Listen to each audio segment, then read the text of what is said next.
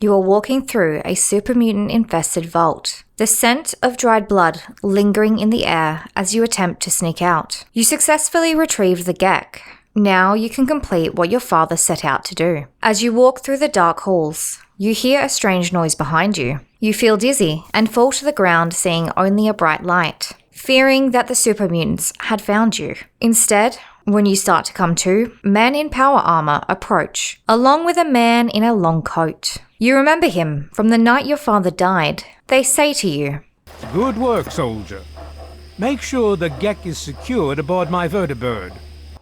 Hello and welcome to Anatomy of Fiction. In today's video, we will be discussing the Enclave in Fallout 3. Are they really as evil as you think? To decide this, we must first go through the history, starting at the end of Fallout 2, with the destruction of the oil rig in the autumn of 2242 by the Chosen One, which is the main protagonist in the second Fallout game. The Enclave would lose much of its senior leadership, including their president, Dick Richardson, who was assassinated prior to the Poseidon oil rig blowing up. With this, we would have the regrouping of the survivors like Sergeant Granite over in Navarro. In late 2242, the senior scientist Autumn Sr., yes, this is Colonel Augustus Autumn's father, would be contacted by President John Henry Eden. President Eden would request that the majority of the Enclave relocate from Navarro on the west coast to the capital wastelands. Not everyone would leave Navarro. It was still left fully staffed up until 2246. This was when the New Californian Republic would come through and invade the base, due to them seeing the Enclave as a threat.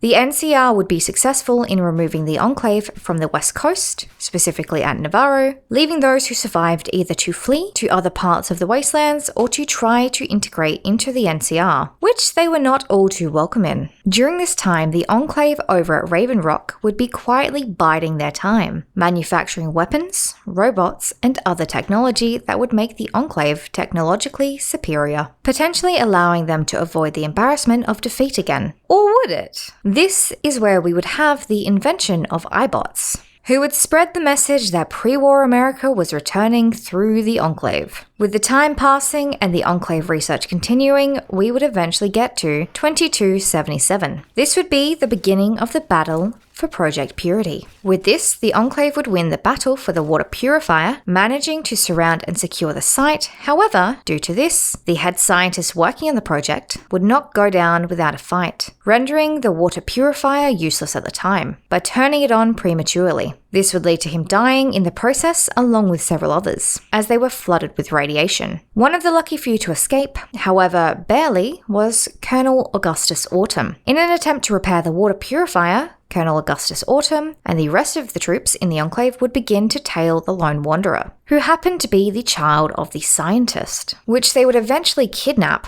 once they found the key to activating Project Purity successfully. The Lone Wanderer, who is the main protagonist in the third Fallout game, would be the final nail in the coffin for the Enclave's united front. This is where we would have the division between those who believed in and were loyal to President John Henry Eden and those who were loyal to Colonel Augustus Autumn. As with President Eden inviting the Lone Wanderer into their office in an attempt to convince them to help spread the FEV through the water purification system in Project Purity. However, with this invitation to the President's office also came something else. Colonel Autumn's demand for the Lone Wanderer's head, figuratively. The command to kill the Lone Wanderer comes from the fear of Colonel Autumn that the Lone Wanderer would be persuaded to release FEV into the water purifier, so they believe that it is better to kill them and have no water at all than to have a poisoned water supply. This is where Colonel Autumn would air his grievances with the idea of unleashing FEV into the water and ultimately killing off the wasteland, because it worked so well last time they tried. Instead, he believed in having control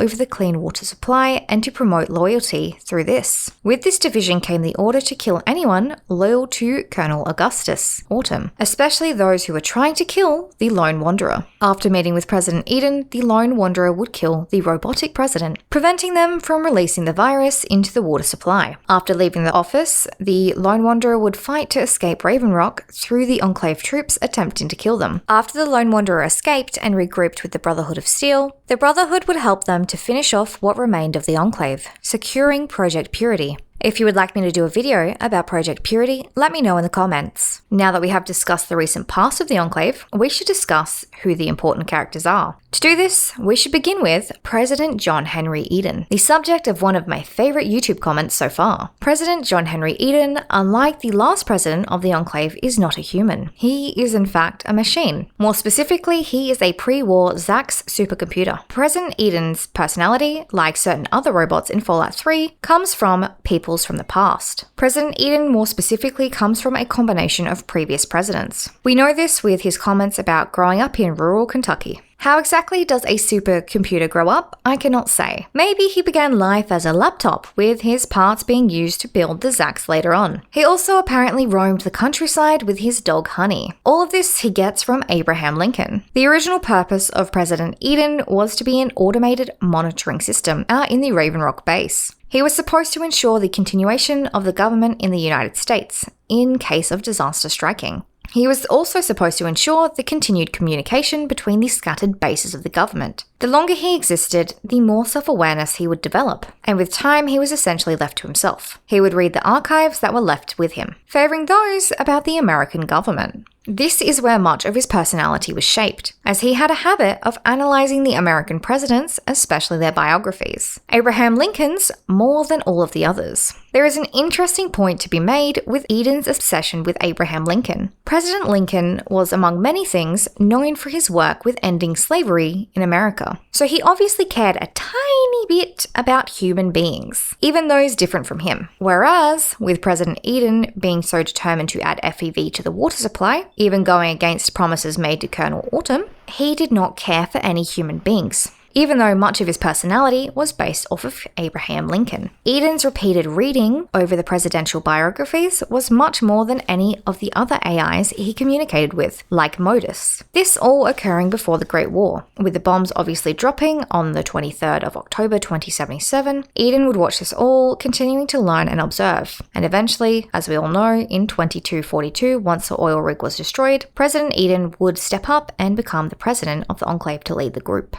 With the learning about previous presidents and following of the recent President Richardson's goals, President Eden would follow in Richardson's footsteps and take up the torch of attempting to kill off everyone in the wastelands. He would also be the first robot to lead the Enclave. However, the majority of people, except for the Autumns, would not know that their president was not actually a human. Colonel Autumn's father was a lot more obedient and a close follower of President Eden and the previous President Richardson. This may have been due to Autumn Sr. being swept up with firstly the creation of that version of FEV. He was also raised in the Enclave, so this was all that he knew, being taught that those in the wastelands were not actually human and those in the Enclave were superior. Whereas with Colonel Augustus Autumn, he was far different from his father. He massively distrusted President Eden. We see this with many of his actions, including his convincing of the troops to kill the Lone Wanderer, going directly against President Eden's orders, and his also finding of and hiding of the self-destruct codes for President Eden. So if time came and the president could not be trusted, he could get rid of the president. With Colonel Autumn, he only kills when he views it as necessary. Yes, he does want to have control over the wastelands and be some form of government and essentially re-establish the America he was taught about, but he also sees those who are not part of his group as still human, unlike President Eden. If the player chooses to let Autumn live, then he could have shot them in the back as they walked away.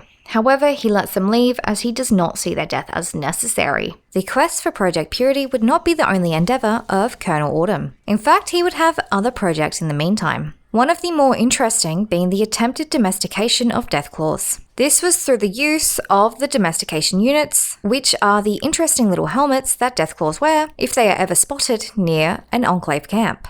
This is not the Enclave's first attempt at controlling Deathclaws, with a previous attempt being through a breeding program in Fallout 2. Instead, in Fallout 3, taking the cybernetic implant approach, in an attempt to have better control over the Deathclaws. The Enclave at this time would also take the approach of expanding with small bases in various locations like near Old Olney and Bannister Crater. These both served multiple purposes, As with Old Olney, if you search carefully near the base, you are able to find several dead wastelanders and some purified water. This comes as part of the scheme to genetically test the wastelanders and allow those they see as worthy to live. Those not seen as worthy are seen as a waste of resources and destroyed with the flamers. Old Olney might also be where the Enclave are sourcing their Deathclaw companions from. As anyone who has taken a short stroll through it may know, well, you shouldn't be doing that, especially without a weapon, as it is infested with Deathclaws. With Bannister Crater, this little encampment is less to do with testing wastelanders and more to do with testing the impact site from the bombs dropped there. Knowing about the Enclave's desire for the water purification plant, how different would their actions be from other groups in the capital wastelands? When it comes to Colonel Autumn's plan to take control over and ration the water supply, realistically, how is this any different from any government we see today? A great example of this is the water restriction laws we see in various states in Australia. This is the non-drought restrictions. Sprinklers aren't allowed to be used during most times of the day. This is just a real-world example. However, back to Fallout 3, if we look at other possibilities for what would happen if the water purification fell into the hands of others, the outcomes are not always as positive. With the behaviours we see looking at various raider bases, if the water purification system fell into the hands of raiders, then two things would quickly happen. The raiders would hoard the water, as we see with the raiders' behaviours often having cannibalistic and scavenging tendencies. These are not the kinds of groups to think a week ahead, much less far into the future, so they would not establish trading water for goods. Nor would they be able to perform machine monitoring and maintenance, so another thing that would happen quickly, the machine would fall into disrepair rapidly and it would break. If the slavers over at Paradise Falls got a hold of the water purifier, they would not be able to maintain the machine. However, they would find a way to enslave someone who can. They would be charging large amounts for access to water, rather than allowing those who are part of the wastelands access to the water. With the Brotherhood of Steel outcasts, there are a few possibilities. They would study the machine, and if they could, they would take it apart, transferring it to the main base of the Brotherhood if they managed to get back into contact with them. Or they would maintain it. However, due to their unwillingness and dislike of helping others in the wasteland, it is unlikely that they would share this resource as they put technology above human life.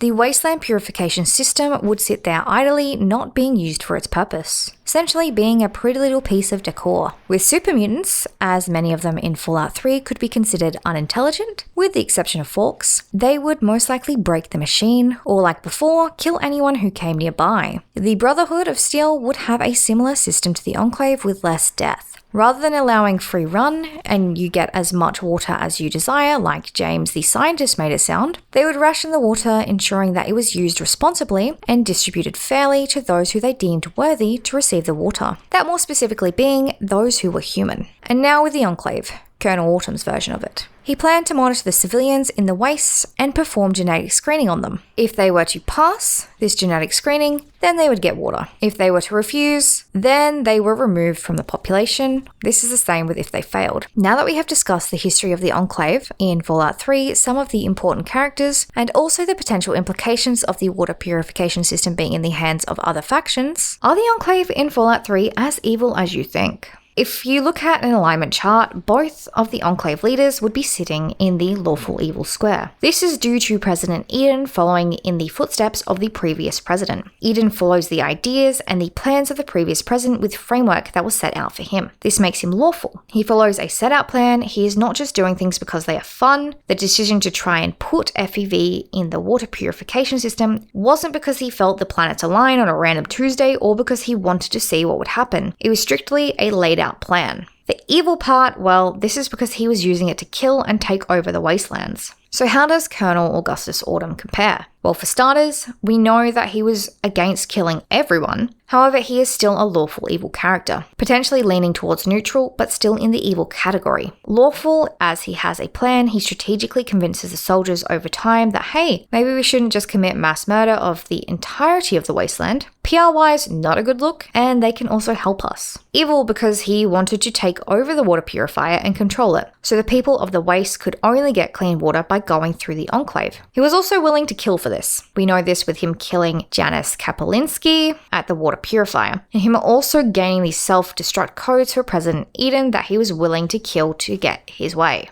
However, Colonel Autumn is less evil than President Eden. As with both of their plans involving the water supply in the wasteland, only Eden's involves actually killing those who are members of the Wastes. Whereas with Colonel Autumn, he wants to actually start working with the Wastelanders, however being in charge of them as their sort of government. He sees them as the descendants of former America, whereas Eden sees them as no better than gum on the bottom of a shoe, or that annoying bug buzzing around. But he is not the most evil character in the Enclave. No, the previous president is in fact a much worse villain. So President Richardson from the second Fallout game is much more evil. This is due to the plan to kill all of the Wastelanders coming from him and his era of the Enclave. It was under his guidance that the Curling 13 variant of FEV was developed, and also tested on unwilling human subjects. If you want me to do a video talking about FEV or President Richardson, let me know in the comments. But anyway, President Eden was really just following the steps laid out by his predecessor. Yes, they would have killed many. Yes, he could have decided against this, but this was not his own idea. He was following the plans others had made for him, which makes him evil, but not the most evil. So the Enclave in Fallout 3 are not as evil as you would think in comparison to their predecessors. Considering the idea to eradicate all humanoids did not originate with President Eden, but instead with President Richardson. And also the fact that Colonel Autumn believed in sparing the people, instead governing them through rations. So let me know in the comments, do you think Colonel Augustus Autumn is evil or just misguided? If you enjoyed this video and want to learn more about the origins of the Enclave, then you should watch this video. It is about the history of the Enclave in Fallout 2 and if their plan would work.